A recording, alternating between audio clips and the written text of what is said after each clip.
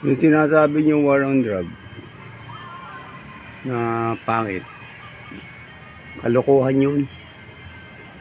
Kasi apektado kayo, marami na nawala sa inyo kaya ganyan. Si Duterte na nga nakagawa niya na. Kayo naman, wala naman kayo nagawa kahit na umiiyak na ang sambayan ng Pilipino sa sobrang problema ng krimen, wala kayo nagagawa. Di ba? Oh.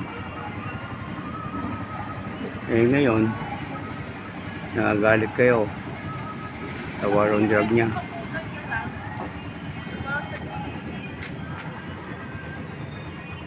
Pini-question nyo, pero kayo, wala naman kayo nagawa. Diyan lang nga sa Kongreso ang daming nawawalang pera yan, trilyon. Ba't hindi nyo kini-question? Oh. Yung war on drug, sabi nyo, ang daming namatay na drug lord, ang daming namatay na mga addict. Mga addict naman yun Ano gusto nyo mamatay? Kami? Mga sibilyan? Panahon ni Duterte, nagsisuko lahat. Pati NPA, pati Abu Sayyaf, pati nandiyan sa sa Congress. Yung mga hitman dyan, nagsisuko. Oh.